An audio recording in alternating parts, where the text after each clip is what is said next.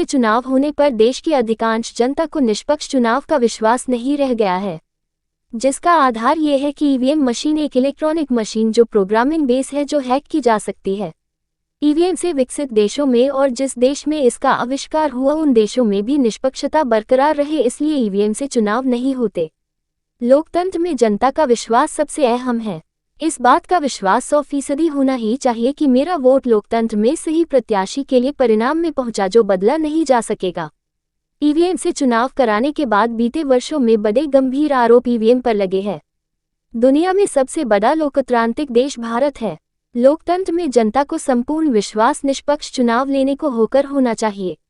EVM machine जो programming based है, जो हैक की जा सकती है, जिसके चलते जनता को अब विश्वास नहीं रहा है।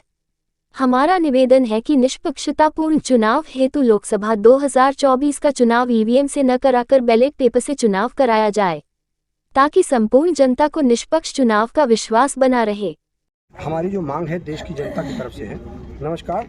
देश के अंदर ईवीएम से चुनाव होने पर देश की अधिकांश जनता को निष्पक्ष चुनाव का विश्वास नहीं रह गया, जिसका आधार ये है कि ईवीएम मशीन एक इलेक्ट्रॉनिक मशीन है जो प्रोग्रामिंग बेस्ड है, जो हैक की जा सकती है, ऐसा लोगों का मानना है। और ये कहीं ना कहीं इलेक्ट्रॉनिक ईवीएम से विकसित देशों में और जिस देश में इसका आविष्कार हुआ उन देशों में भी निष्पक्षता बरकरार रहे, इसलिए ईवीएम से चुनाव नहीं होता।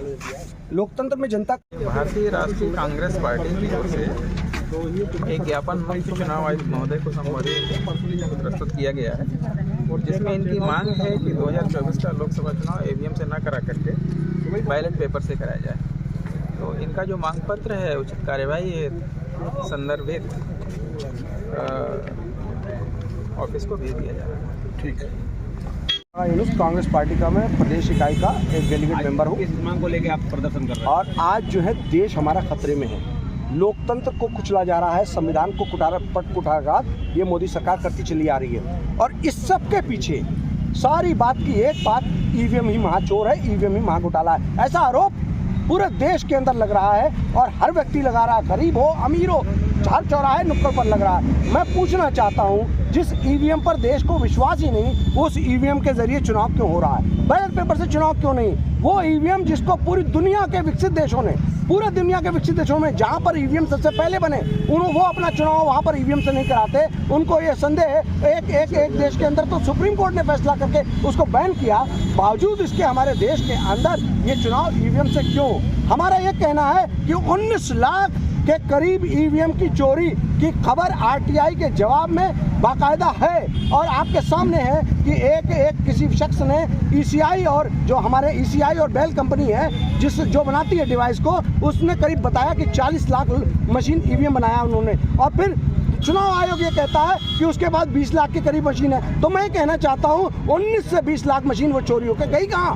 मैं कहना चाहता हूँ पूरा देश आरोप लगा रहा है कि इसके अंदर ईवीएम एक बड़ा घोटाला है, ईवीएम को बैन करना चाहिए। और आपके माध्यम से मैं तमाम देश की पार्टियों से अपील करना चाहता हूँ कि ईवीएम पर एकजुट होकर बात होनी चाहिए, क्योंकि ये तो निष्पक्ष चुनाव की बात है ना। जब तक निष्पक्ष और पारदर्शिता चुनाव नहीं होगा तो कैसे चुनाव को माना जाएगा? जब देश की जनता को विश्वास ही नहीं है ईवीएम के अंदर, तो ईवीएम ही एक महाघोटाला है, हम ये क्यों ना कहें? और हम ये कहना चाहते हैं कि देश की बातों को, देश की जनता की बातों को लोकतंत्र में नकारा नहीं जा सकता। वो लोकतंत्र नहीं जहाँ जनता की बातों को नकारा जाए। जनता की मांग, स्पष्ट मांग है कि ईवीएम को बैन करो, बैलेट पेपर से चुनाव करो। आपने किस बैनर तले ये मांग रखी है कांग्रेस पार्टी? देखिए, मैं कांग्रेस पार्टी का एक लीडर हूँ, उसके साथ साथ देश का एक नागरिक हूँ।